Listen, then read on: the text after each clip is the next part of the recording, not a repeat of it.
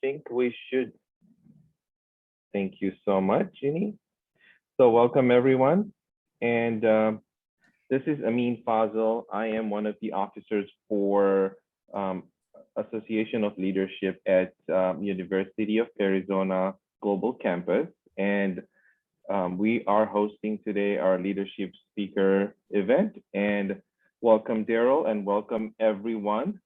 So I am going to start and introduce Darryl today. So welcome again. Darryl is a veteran father and a husband who has a passion of teaching most of his life. I know Darryl from work, so I consider him as one of my mentors and a teacher. So we work together. He has been over 20 years of working in leadership positions in various Fortune 500 companies. Currently, Darryl works at Comcast NBC Universal in California as a vice president of operations. As a market leader, his responsibilities include providing leadership for all aspects of market, including technical operation, customer experience, and P&L. Prior to this role, he was a senior leader for Comcast in Southern Arizona, where his responsibility included P&L, external affairs, technical operations, and vendor management. Previously, he spent over 20 years at Verizon Communications in management. He successfully led numerous teams all across America, relocating 6 times. Most recently, Darryl served as a senior director for customer experience in Pennsylvania. He has a strong passion for youth in our community. He has developed various internships providing opportunity for at-risk youth in Fort Wayne, Indiana, and Hardborough, Pennsylvania. He is a former United States Marine and native of Washington, D.C.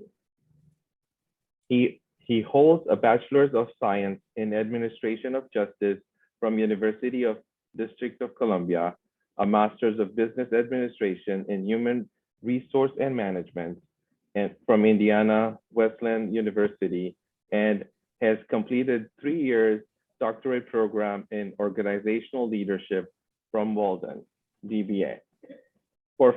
Fun facts for Darryl, and we talk about this all the time. He runs every day or every other day, 4 to 10 miles. And Darryl, good job on that. And he's a big movie buff. And he has also lived in Japan for a few years. So welcome, Darryl.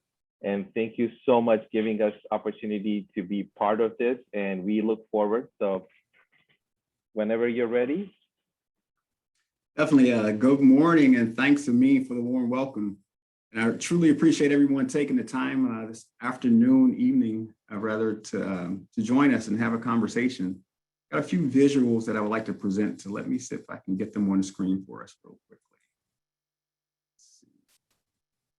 While you're bringing that up, if you have any questions, please feel free to put it on the chat, and we'll have someone moderate the questions, and we'll answer as soon as we can. Thank you. Perfect. Amin, are you able to see the screen? Yes, I am. Thank you. Outstanding. So again, good morning, everyone. A few years ago, I read a book called It Worked for Me. It was written by Colin Powell. In this book, General Powell discussed the lessons that he's learned from most of the people that he's led, and also the importance of being an inspiration to people that he has met. He stated that life and leadership can't be about me. They have to be about us. They have to be about people. Now, that's a profound statement, which has led to the conversation that we're going to have. In our time today, I will detail strategies that work for me. We will discuss leadership, life lessons, and observations that I've acquired over 25 years of experience in business and in the military, as well as from leading teams in 2 of the largest companies in America. Most of the information that we will discuss has been drawn directly from leaders and others that I've had the privilege to interact with over the course of my career. So let's get started. What's the most important thing that I've learned over the years with respect to personal success in business. The significance of relationships. Let me say that one more time. The most important thing that I've learned with respect to personal success in business is relationships. Earlier on in my career, I wanted to be the best employee. I wanted to be the first in the office and the last to leave. Unfortunately, this is still a trait that I continue to battle with today. Years ago, when I was at the beginning of my leadership journey, I was fortunate to be placed into a rotational development program where I had a mentor that provided me with some key advice. He stated that coming in early and over-indexing at a job is honorable and will most likely keep you in your role. But from a growth perspective, that overperforming will probably only get my boss promoted if I didn't do a better job of building relationships outside of my circle. I valued that guidance. And I now understand that feedback is a gift, which unfortunately I braced with in the past and still cringe with at times today, depending on the individual presenting the feedback. But his advice significantly resonated with me. Knowing how to motivate your workforce will help ensure that you're eagerly bringing your best efforts as well as their best efforts each day and helping the company meet its performance goals. Motivation ranks as one of the most frequently used terms in business. Seeking to understand the nature of motivation has been a constant goal in management and organizational leadership. Human motivation can be defined as the fulfillment of various needs. These needs can encompass a range of human desires, from basic, tangible needs of survival to complex emotional needs surrounding an individual's psychological well-being. One of the earliest studies in motivation is Maslow's hierarchy of needs theory. This theory suggests that all individuals are born fundamentally good and that they each strive to be better and are motivated to do so on a ladder. These needs include physiological, safety, social, esteem, and self-actualization. According to Maslow's theory, individuals are motivated by these needs, and once each need is satisfied, they become more motivated by the next until they reach self-actualization. Remember, always, a strong organizational culture is the key to long-term sustainable success. Another tool that I learned about when I was in a rotational development program was called the PI strategy. Recently, I was in a session with a mentor which stated, you need to not only have supporters in the room, but you need to have champions as well, who will pick up the phone and make a phone call for you. But how can I build champions? How can you build champions? Let's start with the understanding of the value of PI. This approach details the significance of performance, image, and exposure to growing at a company, i.e. building champions. Let's quickly look at each. The first piece of the pie is performance. Again, I used to think that being the best employee and overperforming in my role would get me ahead and would lead to getting promoted at my company. Unfortunately, that's not always the case. If you look at the chart, you will see that performance in a specific role is the smallest piece of the puzzle with respect to getting promoted or growing in a business. Effective performance is an expectation for a role, and ironically enough, it's not the most critical part of advancement. Next, let's look at exposure, i.e. networking. This is the most strategic piece of the pie. As you can see, it weighs heavily on our chart.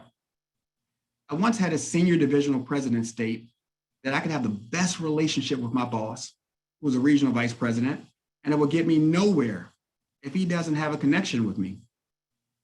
He stated that your boss can't promote you to his role, but I can. Think about that. Having a strong relationship with your boss is key, but having a strategic relationship with his boss is vital. Moving on to the last piece of the puzzle is image. It's great to network and have folks who know you, but once they get to know you, what do they think about you? This is where being a hard worker could pay off. But the most important piece of this puzzle is being a great partner. Do they perceive you as someone where team is first? Someone who's always there to help? Someone who has a positive personality? Think about it. How many times have you knew someone who's gotten promoted that you were more experienced than, more educated than, and quite possibly not as hardworking as you? Some folks call this the good old boy network. But remember, it's your responsibility to reach out to folks in the organization that you would like to work in one day and ask for a few minutes on their calendar.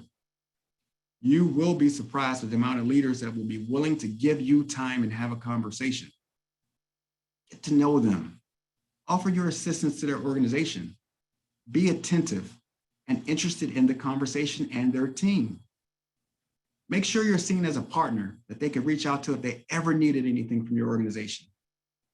The main purpose of your conversation is not just to get to know them, but for them to get to know you as well. Most jobs are filled prior to the position being posted, but due to HR regulations, organizations still have to post and walk folks through the interview process, although at times they already have someone in mind for the position. Please note that many times the person they have in mind for the position is a person that asked for a meeting a few months ago, prior to the position being posted, and stayed in contact checking in. Again, building strategic relationships are the key to growth in the business. And the pie strategy is one piece of the puzzle for advancement in business. How can you be more effective in your current role today? What tools can help you be more effective personally and for your team immediately? Let's start with Lean Six Sigma. In most organizations, whether it's governmental or private industry, the ultimate goal of their leadership is to reduce inefficiencies and to grow the business. So what's the strategic value of Lean Six Sigma? Lean Six Sigma increases profitability, improves customer experience, and drives innovation. As you can see, several Fortune 500 companies have implemented this process.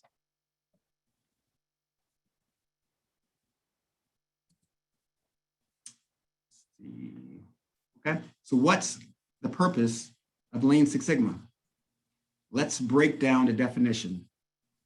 The purpose of Lean, again, Lean Six Sigma, the purpose of Lean is to identify and eliminate waste.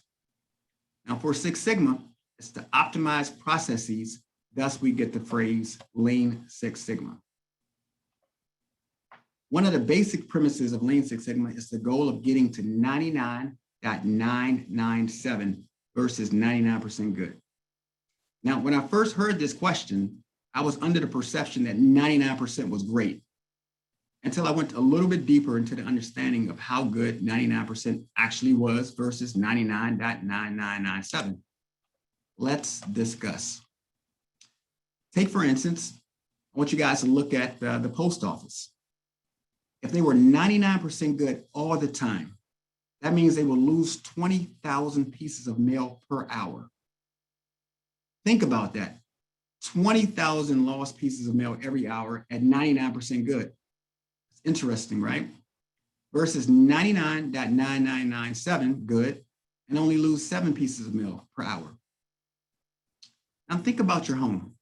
Imagine if your electricity worked 99% of the time, which means that you would lose electricity for 7 hours each month versus 99.9997 good and only losing electricity 1 hour every 34 years. Focusing on reducing inefficiencies and optimizing processes is a significant value that Lean Six Sigma can make. Another piece of the Lean Six Sigma strategy is the DMAIC process. Now, this is one of my favorites. How many times were you tasked with the challenge in a specific role that seemed overwhelming? Whether it was figuring out a way to gain more customers or a challenge with reducing overall expenses in your organization.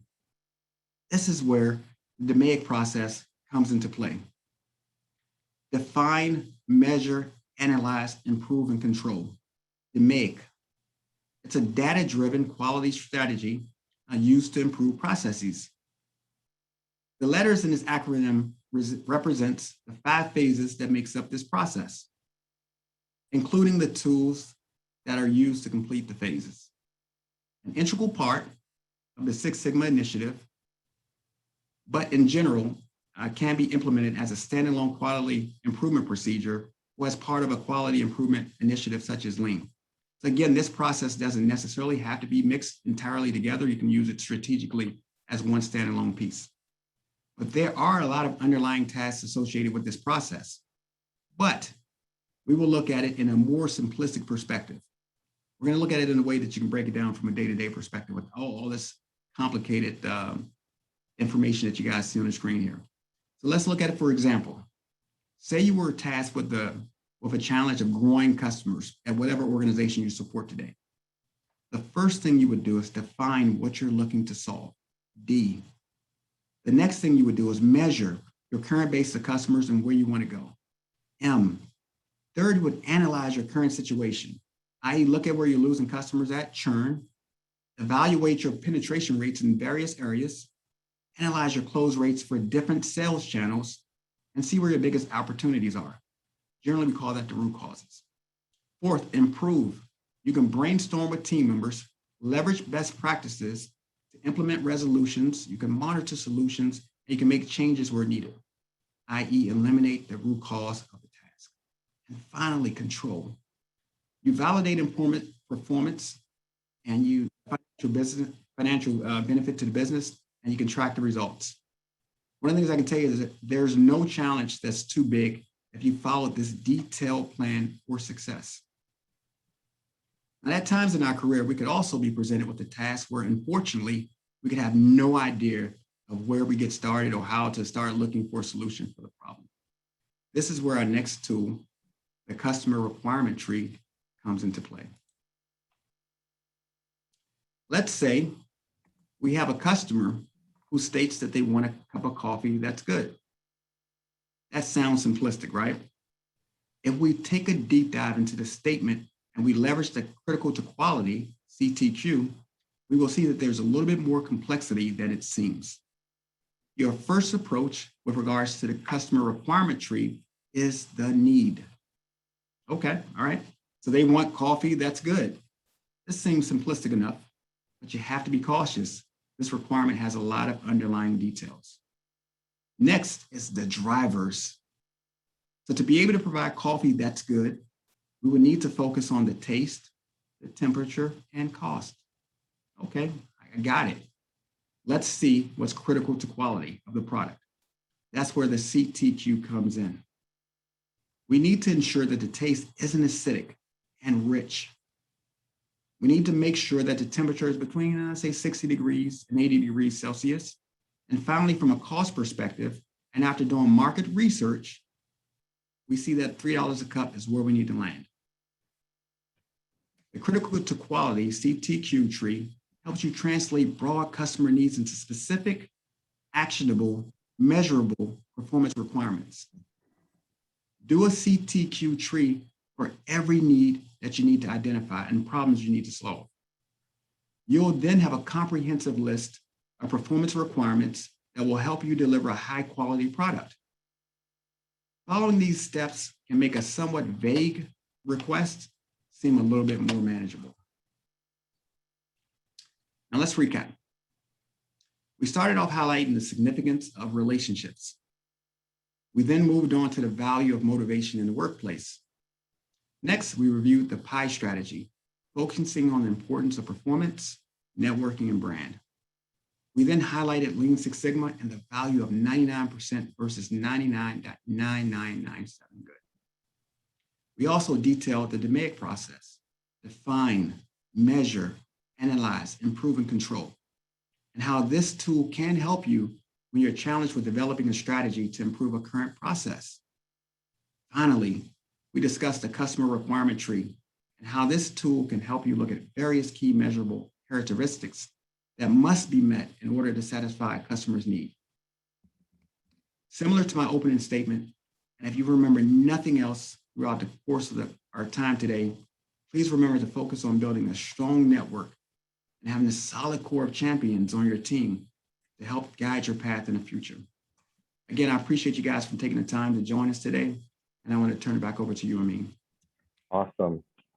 Thank you so much. I mean, this was very, very enlightening. So let's see, who has any questions?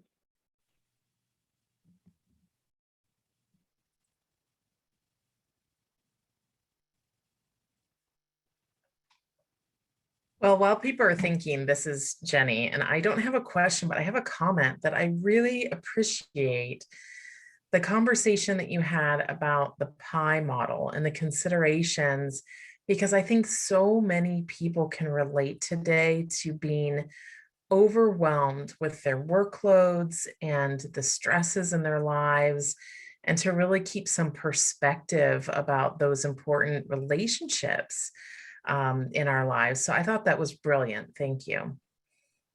Yeah, absolutely. I appreciate that, Dr. Walker. And one of the things I can tell you that's strategic is the significance of that relationship, right? And building that and building those bonds. A lot of folks have the perception that if I go to work and I work really hard, that I can have a high level of success within the organization. Not saying that you can't, and not saying that you won't, but if you don't build relationships around that organization, if you don't strategically put yourself in a situation of making sure that folks know you, right? Again, know the hard work that you're doing every single day. If you just put your head down, you got to work every single day and do your job. That's a good news story. You probably can be there for a while, but if you're looking to advance, folks have to know who you are. You have to be a partner, be seen as a strategic partner in an organization. I can tell you that's what folks are looking for. Thank you. There's a question in the chat. I'm going to read it. When you first started out building relationships, was it hard? And what did you do to start out? That's a great question, because I can tell you one of the things about me, I'm somewhat confident a little bit, but I'm also in mind a little bit of a recluse, meaning that, the way that I manage the business is I do some of the things that I actually promote others not to do. Right. I support my team, and I focus on my team, so that my team has the necessary tools and support to be successful. So I had to learn the hard way about the importance and significance of building those relationships. Literally, I had to get feedback after feedback after feedback. When I tell you, I've gotten so much feedback over the years about the significance of building those strategic relationships. I think I was blessed earlier on in my career when I was placed into a rotational development program. I had mentors who were at a higher level in the organization, and they did a lot to look out for me. When I tell you they did, I thought it was me just working hard and getting these opportunities that were popping up. Then I found out that I had people out there looking out for me and having my back. So significantly, the difference was when I left my previous company to come to a new company, I didn't have those relationships. And that's where I struggled a little bit, having to rebrand myself, rebuild these relationships. Because again, I thought just coming in every day, doing a great job of working hard and looking out for my people will get me where I need to go. But I learned the hard way that I needed to do a better job of building strategic relationships. So I continue to work on it every single day. I can tell you it's truly a work in progress. Yeah, it definitely seems like relationships and relationship management is a through line for many industries. So thanks for sharing that. We have another question in the chat. Can you talk a bit more about mentor versus sponsorship versus champion? Yeah, great question. I can tell you, all three are strategic. I can tell you it's always important. And I can tell you, from a mentor perspective, that's someone who you value. And that don't necessarily have to be a boss or someone in a higher level in your organization. It could be someone that, that they've accomplished a certain level, or maybe they've done something you would like to do, or maybe they're just a person that gives great advice that you can have that conversation with. Now, the supporter is a person that if, say, for instance, a senior leadership team or, the leaders of a specific organization gets together and they'll be in the room having a conversation about you. And they'll say, oh, yeah, Darryl's a good guy. Yeah. And somebody will say, oh, yeah, Darryl's a good guy. It's good to have supporters like that. But a champion is a person who would pick the phone up and make a call for you, right? If there's an opportunity for a specific role and they know you because they have a relationship with you, they could even be seen as a mentor for you. If they hear another person saying that there's an opportunity popping up in another organization or something like that, they'll pick up the phone call and say, yeah, I know Darryl will be a great person for this role. And you might not know that this person's out there fighting for you or being a champion for you, but he is or she is, right? So strategically having champions, I'm telling you, that's invaluable. And again, a lot of the times you might not even know that person's out there fighting for you, but a champion is definitely who you want to have on your side. Absolutely. Absolutely. We have another question. It says, hi, Darryl. What do you think is the best approach to take with others who you need to partner with, but do not easily open up to developing those relationships?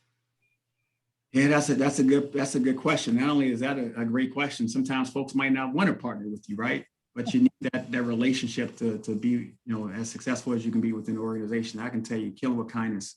One of the things that I know strategically, a lot of great people do. My wife does this. I'm telling you, she is super sweet. I'm telling you, she'll kill you with kindness all day long. That's the best thing to do. Just make sure you go into them with an open hand, right? Coming with a, open heart, and that you want to help their organization grow. We all have performance standards and metrics that we must meet, right? If you go to someone with open arms and say, look, I'm here to help, how can I help support you? I can tell you most folks will see through, even if they're somewhat, standoffish or don't really, it's not necessarily the best partner. Have a one-on-one, have a conversation, get to know them a little bit, get to know about them, about their families, about what makes them tick. I think that's strategic in relationships, just building that bond. It's not always about business. And once you build that personal relationship with them, not like you're going out to dinner with them or anything, but just getting to know them a little bit better, I can tell you'll see how relationships will open up a little better, and hopefully you can build that bond with them a little bit tighter.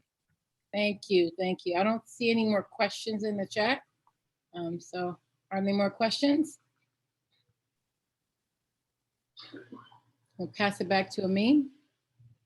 I have a question. If I didn't put it, I was trying to type it in the chat.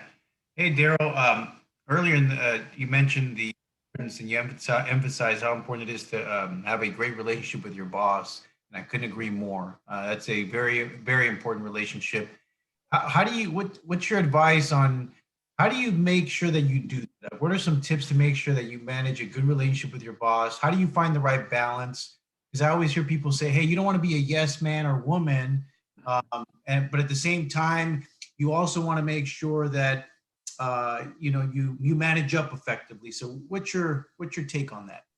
Yeah, great question, Rigo. And I can tell you, some folks do a spectacular job of that. I think having a strategic relationship with your boss is key, right? Because if you think about it, your boss is the one that's in that room supporting you, right? For TNP sessions, and that's talent development sessions when they're in there. Your boss has to be one of your biggest supporters. They have to be, right? For you to, advance or move along in business. But again, one of the conversations we stated earlier is that you need to know his boss as well and have a relationship with his boss as well. Because one of the things when I was told earlier on in my career that my boss can't promote me to his role, but his boss can. And a lot of times, if you don't have a strategic relationship with his boss, or if his boss or her boss is not aware of the efforts that you're putting in, not aware of certain things that you're doing, over-indexing, sometimes that can get lost in translation.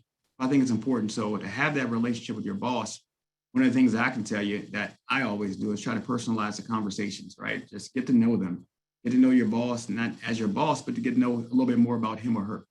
I get to know what makes them tick, right? Ask them about their dog, right? Ask them about, you went fishing last weekend. How many fish did you catch, right? Just try to personalize and break down them barriers. And one of the things that people love to talk about more than anything, and I can tell you that's their kids. They will talk all day about their kids. I ask them how the kids doing.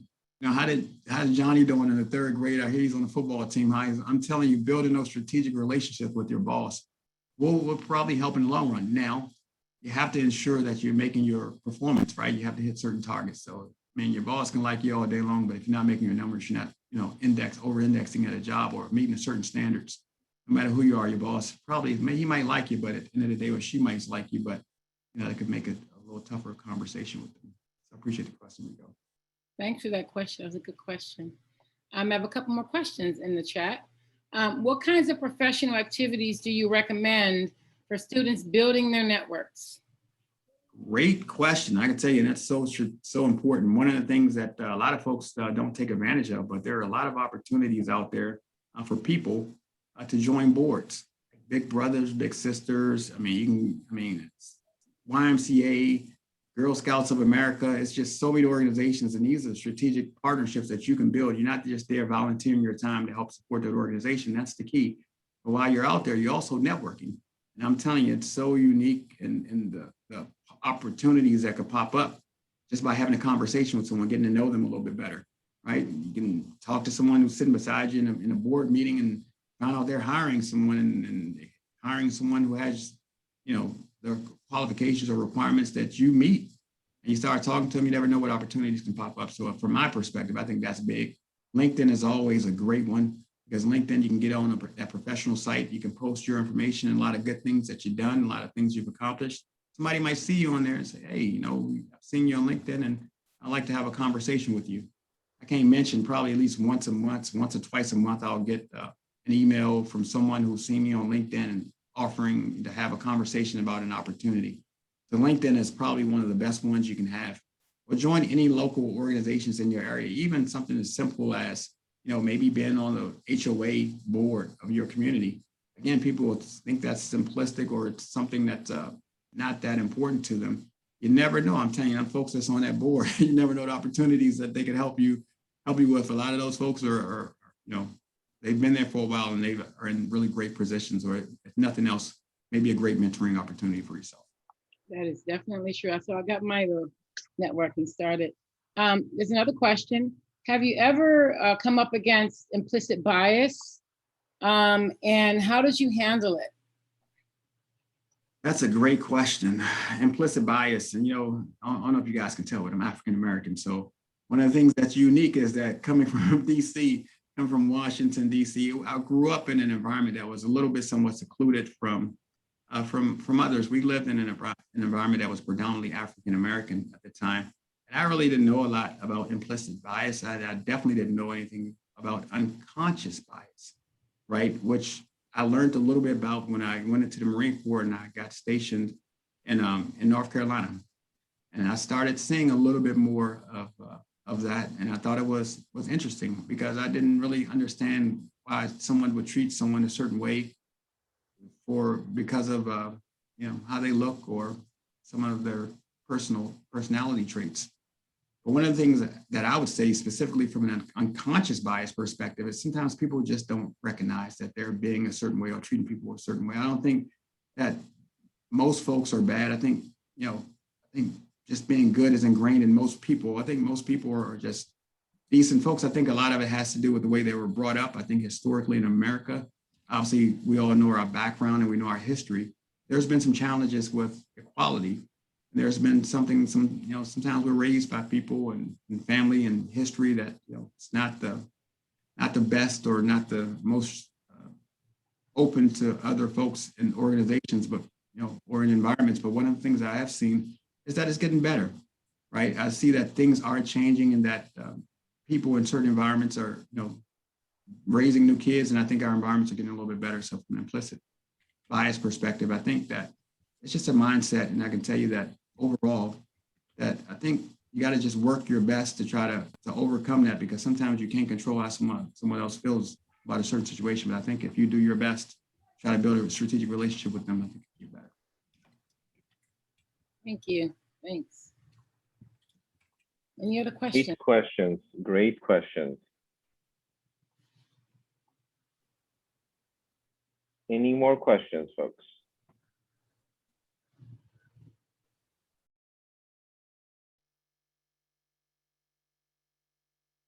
Thank you.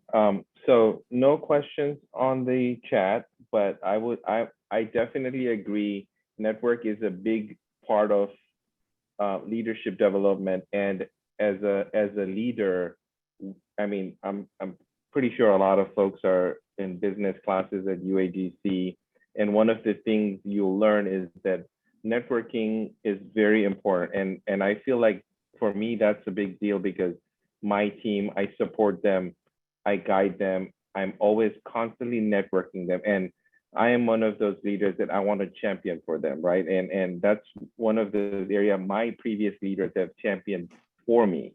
Like when they are sitting in a leadership conference or they are talking about development, there are leaders who are championing for you. So same concept, you have to give back, you have to network, you have to help your team. And I know earlier someone asked, how do you help someone who doesn't want to talk?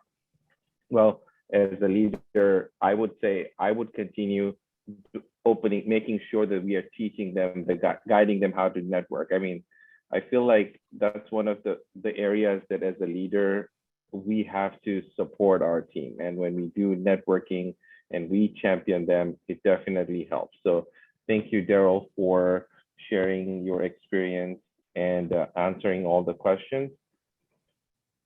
I don't think we have any additional questions, folks. And just a reminder that our next session is scheduled for July. And if you follow us on ALP, on Forbes, and LinkedIn, you definitely will get to attend other leadership conferences. So I will close it out by saying thank you so much for everyone joining, and thank you so much, Darryl, and have a wonderful evening. Definitely. Thanks, everyone.